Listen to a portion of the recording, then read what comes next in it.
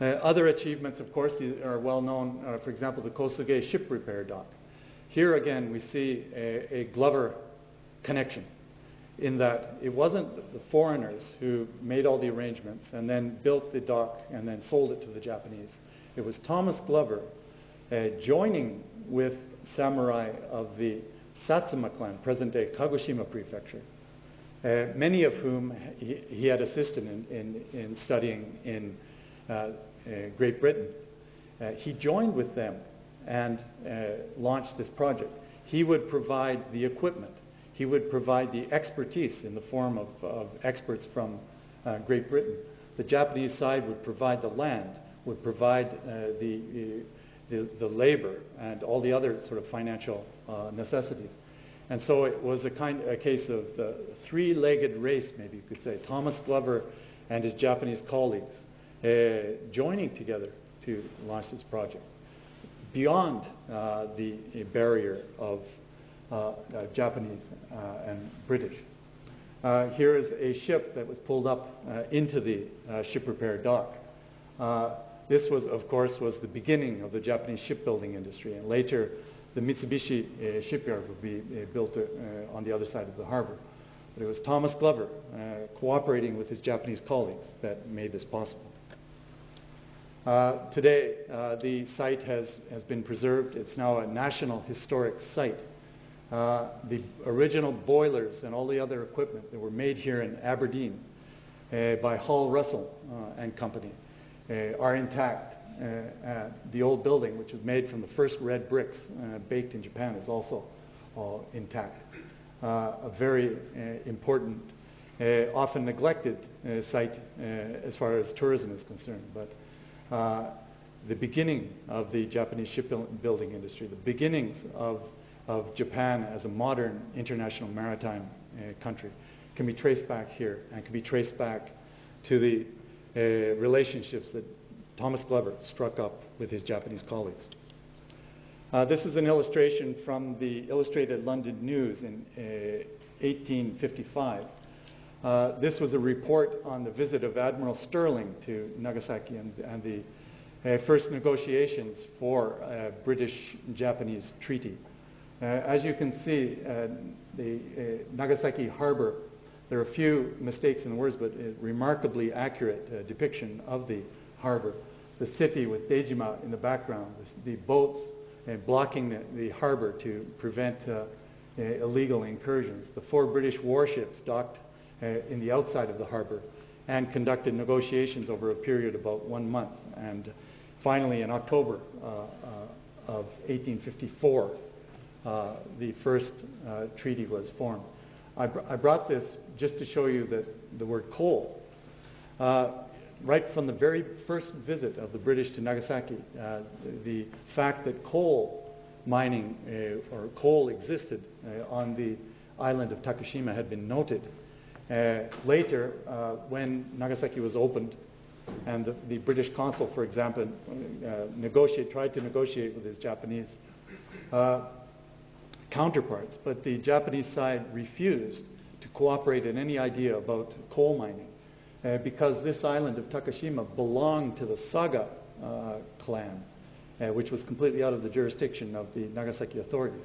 It was Thomas Glover, again, and his direct communication with the leading samurai of the Saga clan, also called the Nabeshima family. And it was that relationship, just as in the case of the Satsuma, it was his personal relationships that led to the opening of Japan's first modern coal mine. The equipment, again, imported, and the experts brought from Great Britain to assist Japan in this great project. This is an advertisement from the Nagasaki Express in February 1870, put in the newspaper by Glover and Company for Takashima coal. Again, an Aberdeen connection that, of course, is well known. The Josho Maru, later renamed the Ryujo, the first ironclad warship of the Imperial Japanese Navy, was built here in Aberdeen in 1869-1870 and was brought to Nagasaki and presented to the Kumamoto clan. This was all arranged through Thomas Glover and his brother Charles Glover here in Aberdeen. This shows the Josho Maru shortly before its departure at the Victoria Dock in Aberdeen. The Nagasaki Express was the English newspaper in print in Nagasaki at the time of Thomas Glover's bankruptcy. This is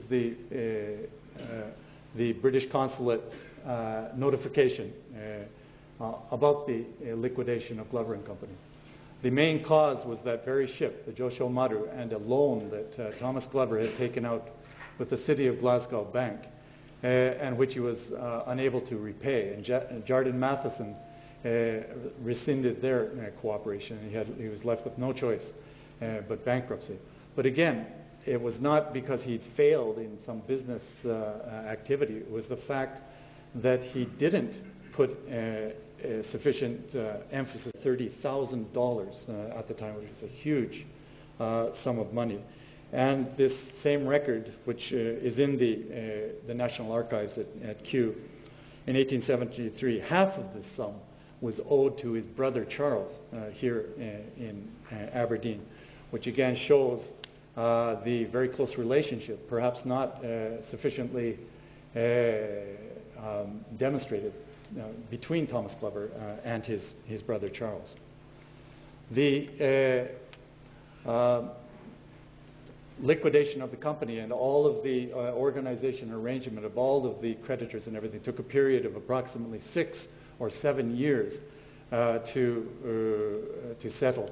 It shows how convoluted the activities of Glover and Company were.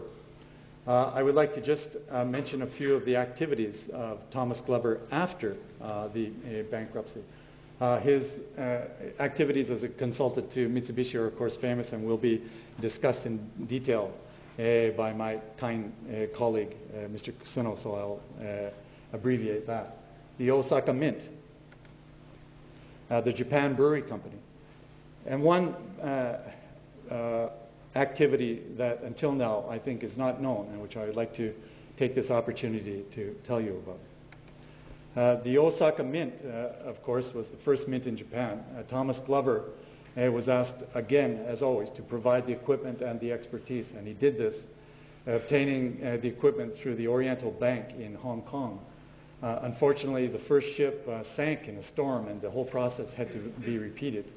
But the opening of the mint and the first and the ceremony to celebrate it was held in April 1871. Sir Harry Parkes, the British minister to Japan, was on hand, and his comments were printed later in the English newspapers. He said that seeing the creation of this world-class mint and its construction in such a short period of time, we cannot but be impressed with the earnestness Your Excellency's government must have devoted to the task, and with the fidelity and ability with which you have been served by those foreigners who have been instructed with those services, and who I am proud to know as countrymen of my own. Needless to say, he was referring to Thomas Glover and the other experts that Thomas Glover brought to Japan for this very significant project. The Osaka Mint is the subject of various old woodblock prints of this sort. This is a print from the Keihan Meisho Zue of 1885. As I mentioned before, the Osaka Mint was directed by Endo Kinsuke, who was one of the Choshu Five and who enjoyed Thomas Glover's favors back in 1863.